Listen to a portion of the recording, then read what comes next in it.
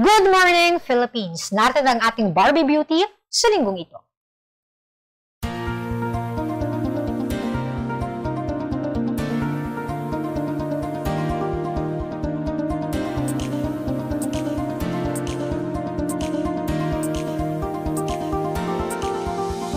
Narito ang ating Barbie Beauty sa linggong ito. Pero bago ang lahat, sino nga ba ang ating feature beauty enthusiast sa linggong ito?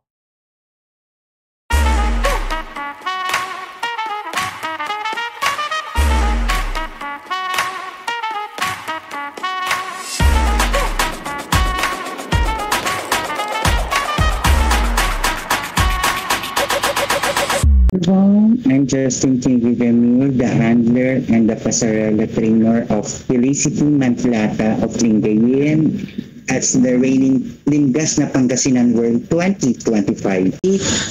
I was being the trainer on pasarela of Nikki Buenafe, the Limgas na Pangasinan World 2023, and she bagged the Miss Muay National Philippines 2024 sa Miss World Philippines.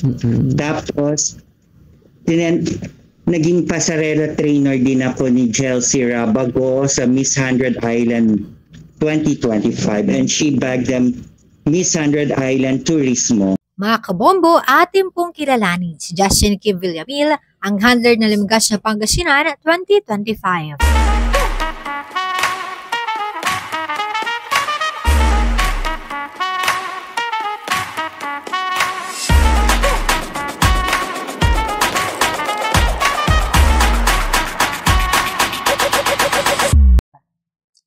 Ipinakilala nito ang kanyang hinahawakan na kandidata mula sa bayan ng Lingayen kung saan ay kinilala rin ito na si Felicity Manplata ang nakakuha ng corona ng Limgas na Pangasinan 2025. Si Felicity ay hindi lang ganda ang baon, kundi mayroon din itong talino, puso at mataas na bultayan ng inspirasyon. Siya ay nag-aaral at kasalukuyang nasa third year college na may kursong Electrical Engineering sa University of Luzon. Pero hindi lang siya basta estudyante dahil siya rin ay presidente ng Institute of Integrated Electrical Engineers of the Philippines Incorporated sa kanilang universidad. Siya rin ang nanguna sa advokasya ng energy conservation through education dahil para kay Felicity, ang tunay na pagbabago ay nagsisimula kapag naiintindihan ng tao ang kanilang kapangyarihan.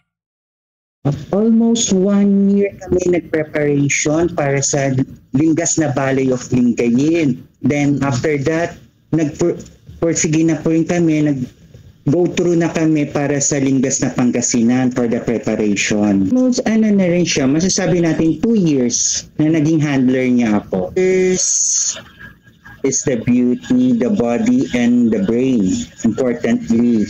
Kasi ang pinofocus talaga namin is yung complete package para mailaban namin for the provincial-wide and national-wide pageant.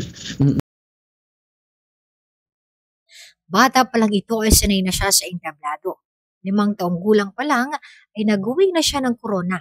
Ngunit sa ngayon, higit pa sa tropeyo ang kanyang hinahangad dahil ang bawat takbang sa kanyang journey ay iniaalay niya sa kanyang pamilya, lalo na sa kanyang ama na isang masipag na tricycle driver na siyang nagsisilbing gasolina ng kanyang mga pangarap. Mahirap din po ang training na pinagdaanan namin kasi ongoing ang klase niya, may klase kasi siya. After the class, practice po siya for 3 to 4 hours. Everyday po yun na training niya sa akin. Not only that, nagtitrain din siya for the Q&A portion. Tapos, nagtitrain din siya for the personal makeup para at least kahit kung wala ang makeup artist, kaya rin niyang makeup ang sarili niya. Kasi dapat kailangan mo ibagay sa tinuturuan mo kung ano yung mga signature moves and poses na kailangan para sa isang kandidata. Kasi pinag-isipan namin mabuti kung ano yung mga atake na kailangan gagawin ni Felicity sa mga pageants niya. Kasi every time For example, nung pre-pageant nila, ibang atake niya. Tapos binago ulit namin for the finals ang atake niya. Hindi lang basta-basta isang atake ang pinapakita namin. Dapat iba-ibang atake para may sarili siyang signature pose and signature moves. She's focused on the pageant. She's aiming for the crown. Kaya nga, every day, every night, kailangan niyang nag-overtime pa yan para siya. May pasarela training pa siya sa Q&A portion, nagsasabay-sabay lahat niyan in one day. Kaya may klase pa siya, kaya time management lang para ma-focus niya lahat. Ma-balance niya ang oras niya sa mga kailangan niyang gawin for the preparation ng Limgas na Pangasinan.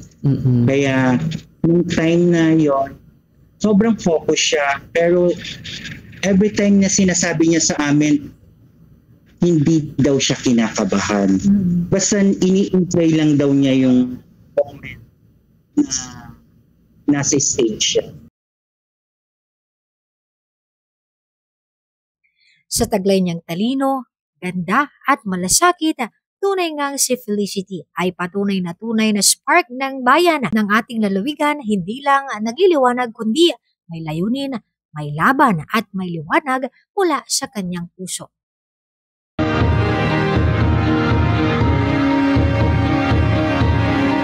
Felicity Castro Mamplata, Limgas na Lingayen! Limgas na Lingayen!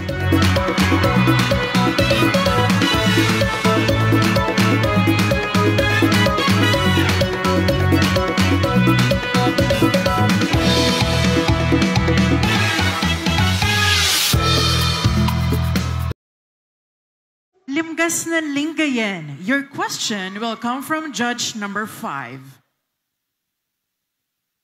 Hello, Felicity. Hello, good evening, ma'am. If you did not make it as a finalist of Limgas na Pangasinan, what is one meaningful project you would have been working on to represent or help your community? Again, if you did not make it as a finalist of Limgas na Pangasinan, what is one meaningful project you would have been working on to represent or help your community? If I will not win here tonight, I will continue my advocacy for energy conservation through education. I will create a legacy project called Sustainable Technologies. As we face rising heat index and climate change nowadays, it is important for the youth to be empowered about sustainable choices that we could make every day. So by doing that, I believe that we could have a world that is more cooler, safer, and a healthier place to live in. Thank you. Candidate number 11, Limgas na Lingayen, wearing Elizabeth Cabario.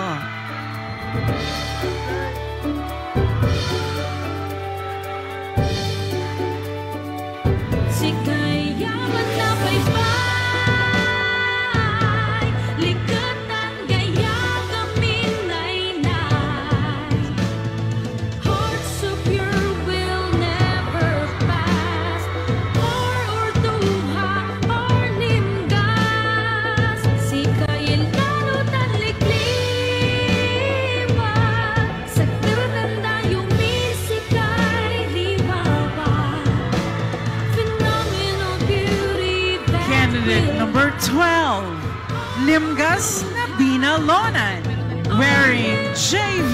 Villiran. The Miss Friendship this year is candidate number Miss Friendship is candidate number 11, Limgas na Lingayen, Felicity Mamplata.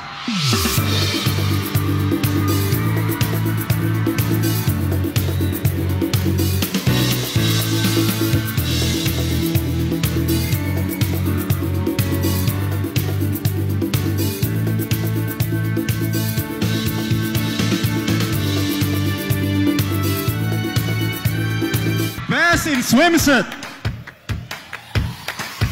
is candidate number 11, Limgas na Lingayen, Felicity Mamplata.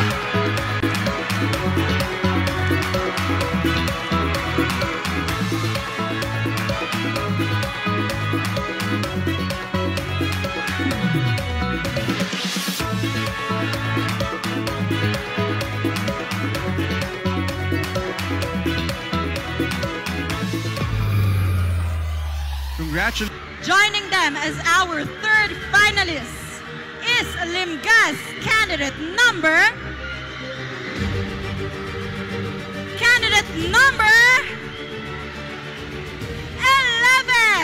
from Lingayen, Felicity Mamplata.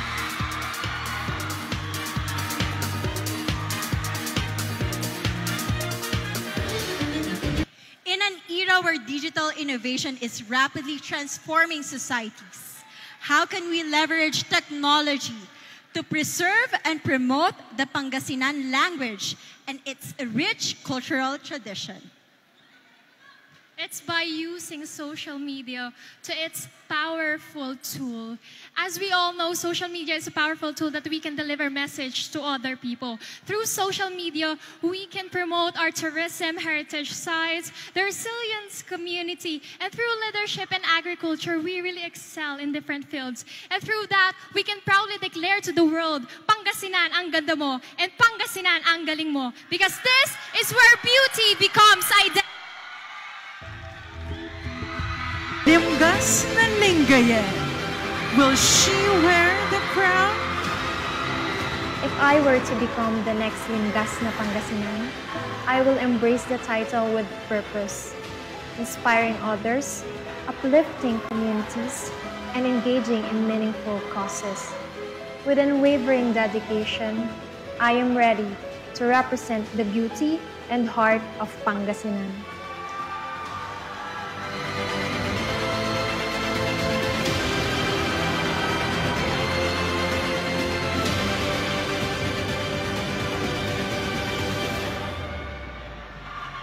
Limgas na San. Our Limgas na Pangasinan Grand 2025 is candidate number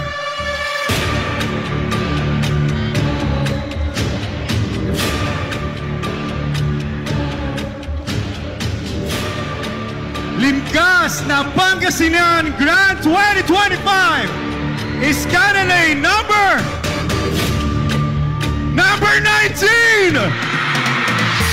Which means our Limgas sa Pangasinan world is Limgas Lingayen, Limgas number 11, Pangasinan. Let's all welcome our Limgas na Pangasinan world 2025, Limgas candidate number 11 from Lingayen.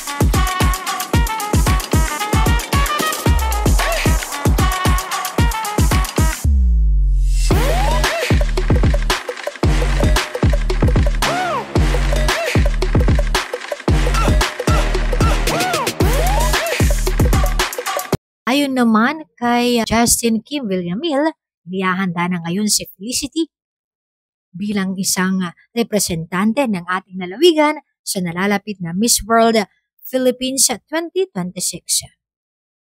Next year, we're preparing for the Miss World Philippines 2026. Kasi iba ang atake niya nung municipality.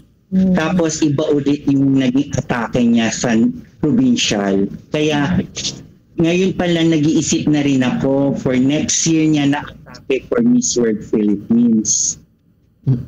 Kasi kailangan ko talaga pag-isipan mabuti kung ano yung mga bagong strategy na ipapagawa ko sa kanya it comes to the national pageant. May differences sila eh. May mga kanya-kanya silang style. Tapos, it comes to personality kasi binabagay ko rin ang mga atake nila pagdating sa stage. Hindi lang yung basta kung ano yung tinuro ko dun sa isa, pare-parehas na sila ng gano'n na atake. Hindi. Bago lahat, iba-iba sila ng atake. Hindi yung one signature pose, one signature walk. Iba-iba po talaga sila eh. Kumbaga sa character din nila binabase kung paano nila dali ng sarili nila it comes to the stage.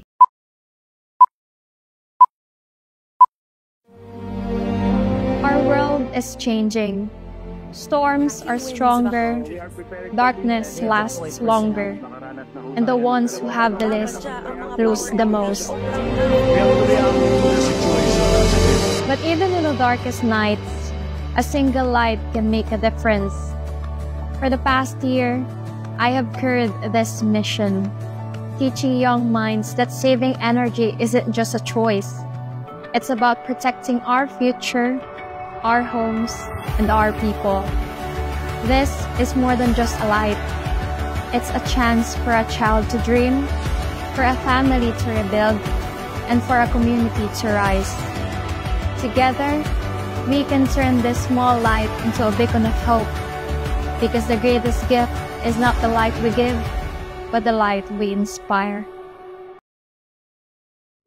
Samantala, atin namang kilalanin kung paano nga ba nagsimula ang pagiging isang handler ni Justin Kim Villamil sa larangan ng pageant. Nung time na high school life ko, I was in the 4th year high school. Nag-start na ako mag-makeup. Tapos may mga nahawakan na ako. High school pa lang ako, may nahawakan na ako sa mga pageants. Kaya doon ako nag-start as a makeup artist and pasarela trainer. Pero hindi ko siya pinurso. Ang pinurso ko is makeup artist.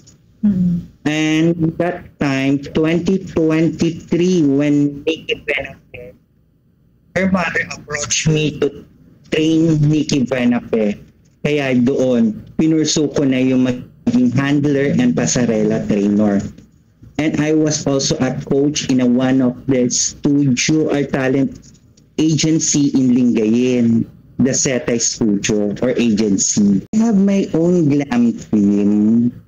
Kumbaga may sarili kaming glam team. Lahat ng mga anak-anakan ko or if ever na may gustong magpaturo sa akin, go lang ako, hindi ako nagdadamot.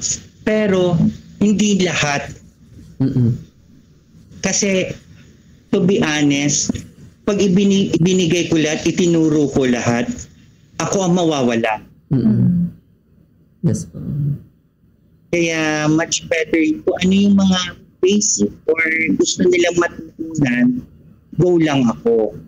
I-open ko naman ng sarili ko para matuto yung mga iba eh. Hindi ko ipagdadamot. Pero in not the way na all throughout, ibibigay ko sa kanila.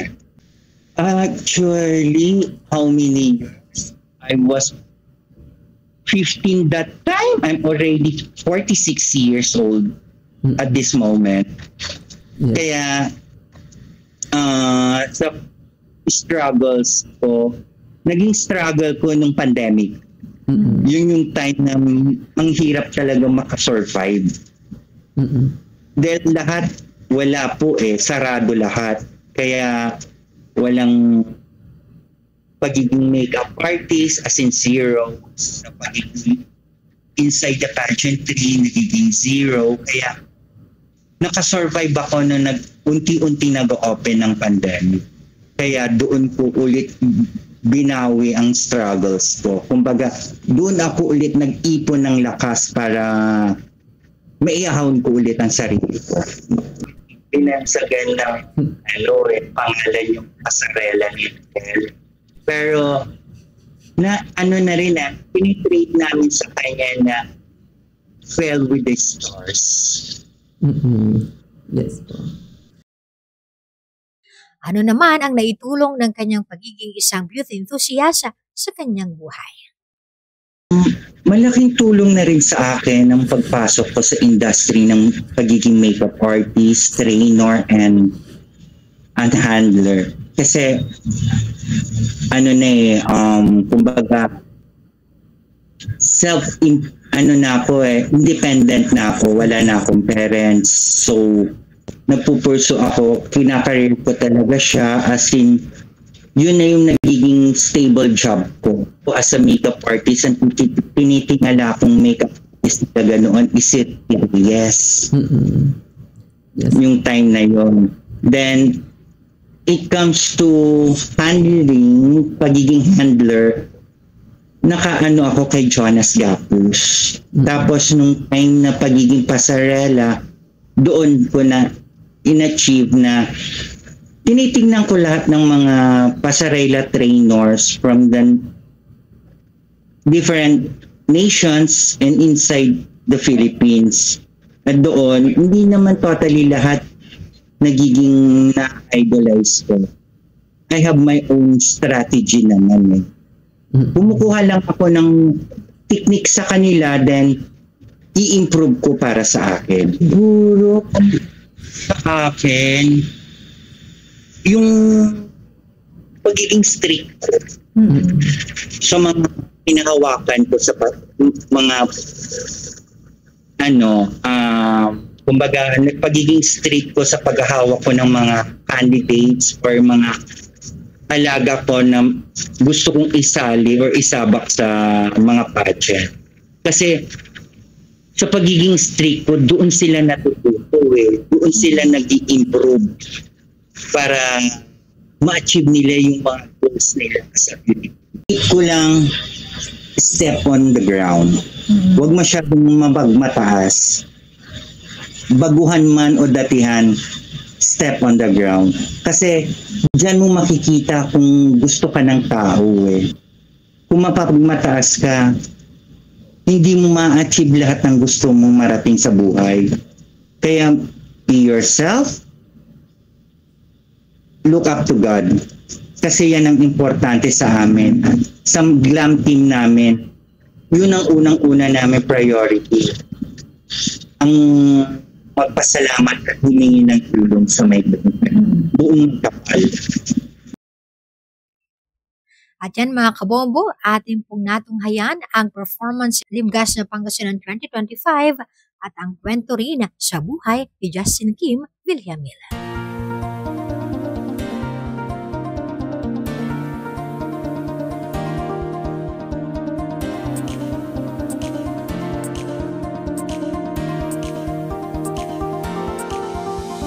Narito na ang ating Barbie Beauty sa linggo.